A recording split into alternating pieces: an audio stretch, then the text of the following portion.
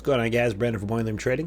Today we're going to go over some recaps, and as most of the Boiler Room Trading team knows, we are moving into 2020 scalping the small account options, how to grow these accounts. I've been doing this since 2016, 17. We've been scalping these small accounts, building $200, $300, $400 accounts to multiple $1,000 accounts in a matter of days. A lot of times we catch these big moves. So essentially, we're going to have to pick the platform of choice for this big challenge, right? So Tastyworks is most likely going to be the winner here. I went through Robinhood a whole bunch, Tastyworks, and today I got to utilize a little bit of the TOS options. That was a very busy platform. The active trader setup is really cool. You can do lots of different things with that, but ultimately, I think we're going to stick with Tastyworks for simplicity. Executions are fine. Market limit, both are pretty much hand in hand, but you're going to need to open two separate accounts. Tastyworks, this was pretty much the simplest. They're the fastest. Layover deposits, the credit spreads, everything is calculated right in the tables for you.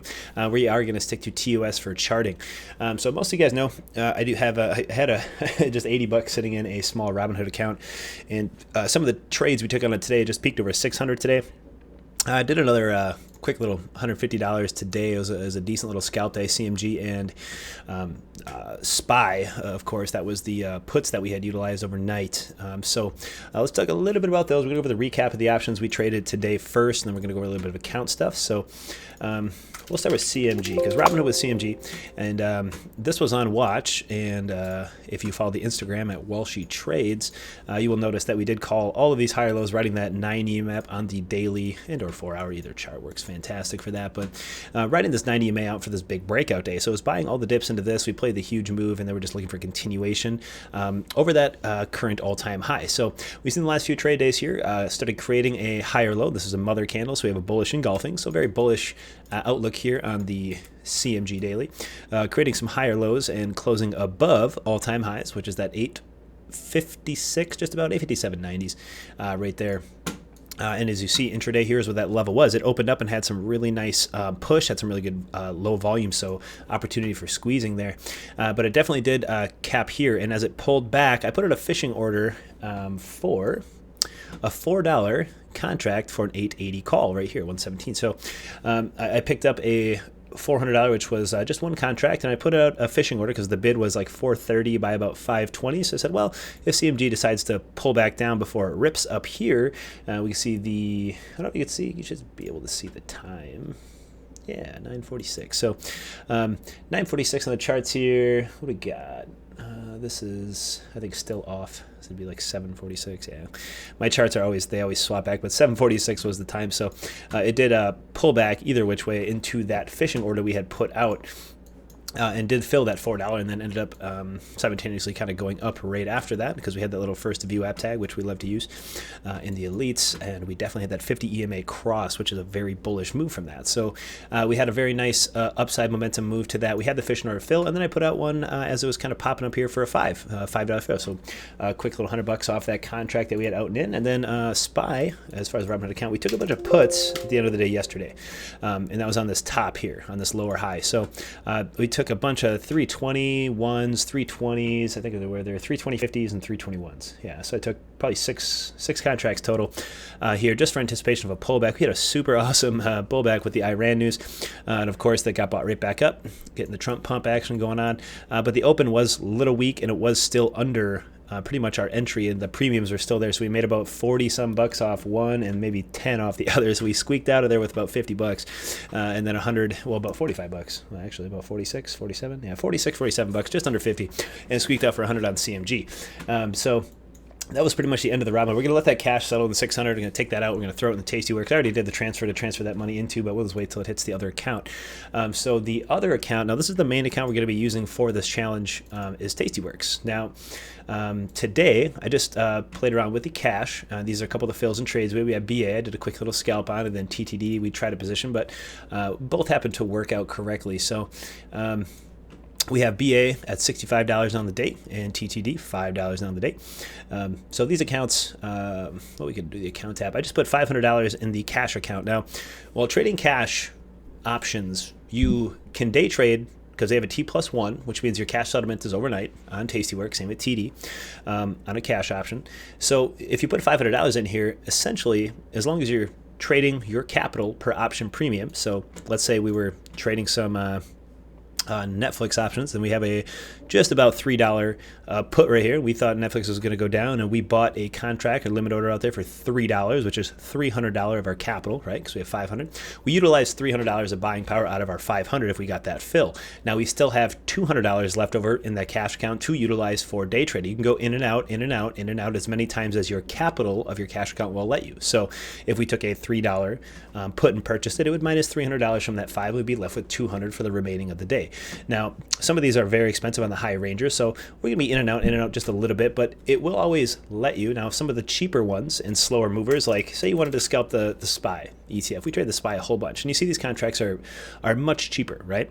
You could go to the 40, 50 cent moves and wait for those big implied moves in the back to be crazy volatile, and you could utilize 50-cent contracts. One or two here, make $10, $15, $20 here or there on these contracts, and you could end up with 10, 15, 20 day trades for the day, right? Because you're using whatever you start with on the capital of your cash account, and that's pretty much your day in, day out, trade in, trade out, trade in, trade out until your capital is gone. Then it resets for the next day and settles the next day, and you can utilize it again. So that's a small way of getting around the PDT rule. If you just have a cash account, you're not going to get that extra margin. So of course you're not going to get a 2-to-1. So if you have, say you had $500 in Tastyworks options, you'll get a $1,000 buying power, but in the margin account you will be stuck with 3-day trades per week. So Monday, Tuesday, Wednesday, Thursday, Friday, you're only allowed 3 of those in and outs.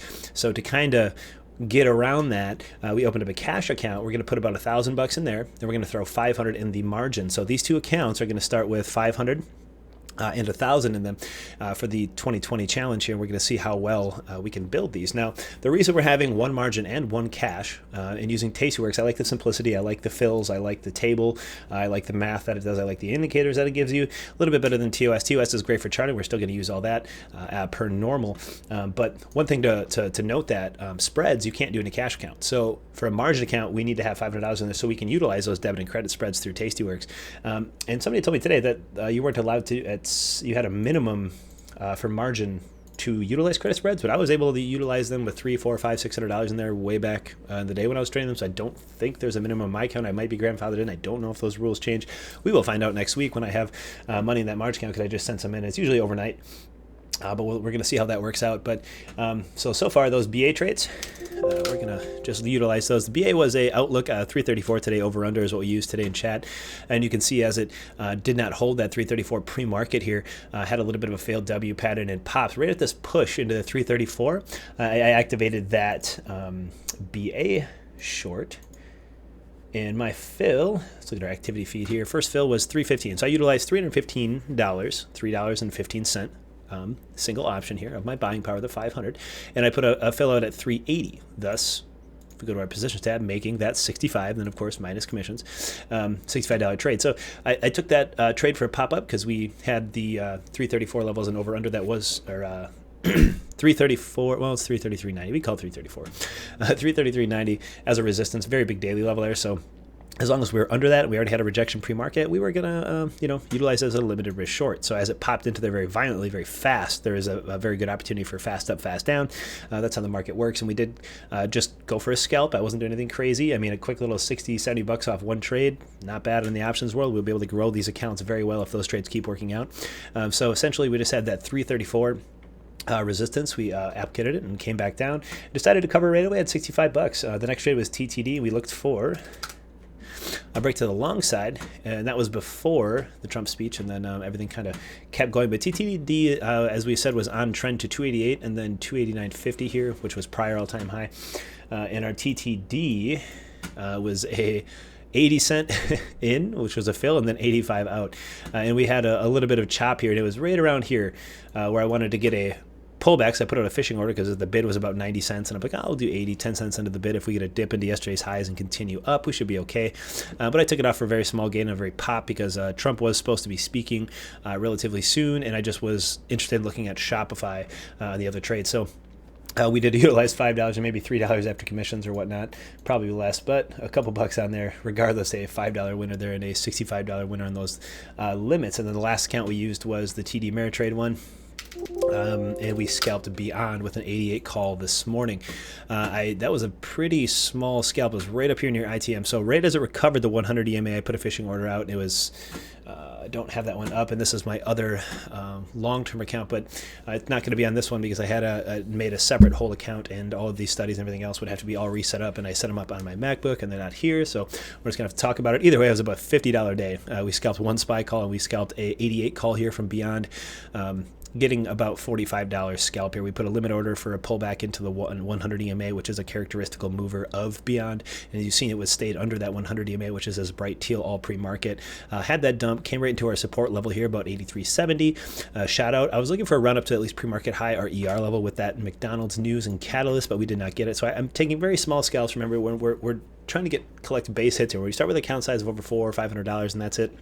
And you're still making $60, $50, $80, $100, $150 a day, that is going to add up extremely fast. And every single day, because it's a T+1 settlement, you're going to be able to utilize that cash next day, right? So it's going to be pretty easy now, day in, day out, to utilize this stuff. So Beyond had a really nice inverse head and shoulders here and recovered the 100 EMA. Yet again, and I told the team here to wait for a consolidation on Beyond. For a continuation, just got a hold over 84. The close of yesterday's candle, get over that 50 EMA, and this might actually go pretty well yet. So we're gonna have to see. We're gonna watch this rest of the day and tomorrow and see if that move continues. But this is a little bit of the small account update challenge. We're gonna go a little bit more in depth into most of these videos on how we do this stuff, and we're gonna be doing tasty works pretty much day in, day out. So we're gonna start, excuse me, with about $1,000 on the cash side. So we're gonna have $1,000 of day trades available, whether those spreads, whatever we take that day, $100 or $200 per.